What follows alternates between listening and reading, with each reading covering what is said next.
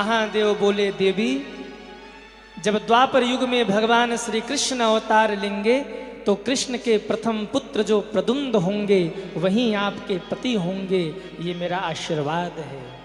रति ने वरदान पाया, रति चली गई।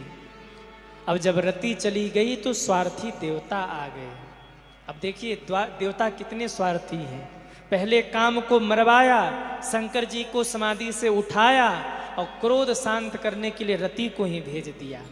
और जब भोले बाबा का क्रोध शांत हो गया तब अच्छे बन करके आ रहे, हाँ बाबा।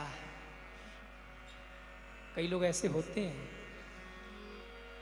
जब कोई काम बनाना हो तो किसी और को भेजेंगे और बन जाए तो कहेंगे हम ही भेजे थे, हम ही, ये हमारा ही निर्णय था कि ये कार्य हो जाए। लो, देवता इसी में के हैं।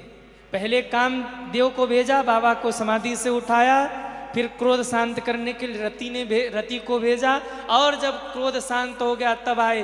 बोलिए शंकर भगवान की जय हो। बाबा तो बाबा मन की जाने।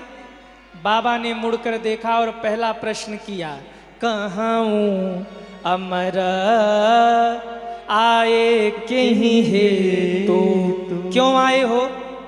आप अपने किसी मित्र के यहाँ जाइए, वो दरवाजा खोले, न पानी न चाय, सीधे पूछे क्यों आए हो, तो कैसा लगेगा? आप भी कहेंगे बड़ा खुरापाती आदमी, बेइज्जती कर रहा है। रोज का उठना बैठना और पूछ रहा क्यों आए हो। शंकर जी ने घोर बेइज्जती कर दी। कहूँ अमर आए कहीं है तो क्यों आए हो? ब्रह्मा जी ने कहा देवताओं बोलो बोलो क्यों आए हो? देवताओं ने कहा बाबा हम ना बोलेंगे, हमको डर लग रहा है। क्यों? अरे हम बोले अभी जला के भस्म कर दे तो? कहा नहीं मारेंगे। क्यों? तुमको अमर कह रहे। कहूँ अमर आए कहीं है तो, अमर कह रहे यानी नहीं मारेंगे। देवताओं ने हाथ जोड़ा, कहा बाबा 2 मिनट पहले जिसको जला के भस्म किया वो भी अमर ही था, वो काम अमर था। अमर कामदेव को मार दिया तो हमें क्या रखा है? हम किस खेत की मूली, हम तो मामूली हैं। बाबा तीसरा नेत्र खोले, हमको भी मार डाले तो हमारा परिवार नाथ हो जाएगा, इसलिए हम ना बोलेंगे, बाबा आप ही बोलो। शंकर जी ने कहा कहिए कहिए ब्रह्मा जी, कैसे आना हुआ? ब्रह्मा जी ने कहा बाबा जब से सती माँ जली है ना, तब से कोई स्वर्ग में उत्सव नहीं हुआ है। देवलोक सूना पड़ा है, कोई उत्सव नहीं, कोई आनंद नहीं। शंकर जी ने कहा तो? ब्रह्मा जी ने कहा बाबा हम सोच रहे किसी का शादी विवाह हो जाए, थोड़े डीजे वगैरह बज जाए तो देवता ठुमके वगैरह लगा ले। बेचारे कब से शांति से पड़े हैं। शंकर जी ने कहा तुम 33 कोटि देवी देवता, किसी एक के बेटी बेटे का कर दो विवाह, हो जाएगा आनंद, बच जाएगा डीजे, लगा लेना ठुमके। देवताओं ने कहा बाबा बुरा न मानना, हम सबकी तो शादी हो गई, आप ही कुंवारे बैठे हो। यदि आप कहें तो आपका भी विवाह करवा दे। शंकर जी ने मुस्कुराते हुए कहा मेरे विवाह का नहीं पड़ा, तारकासुर पीछे पड़ा है।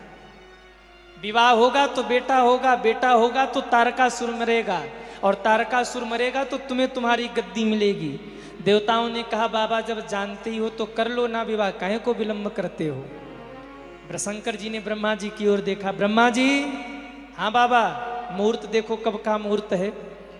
मुहूर्त था 10 दिन बाद का, लेकिन ब्रह्मा जी ने सोचा अगर कहूँगा 10 दिन बाद का मुहूर्त है तो बाबा फिर समाधि में बैठ जाएंगे, और अब की बार समाधि में बैठे तो उठाने के लिए स्टॉक में दूसरा कामदेव नहीं है, इसलिए कहा बाबा आज ही का मुहूर्त है, अगर आप कहिए तो आज ही आपका विवाह करवाएं।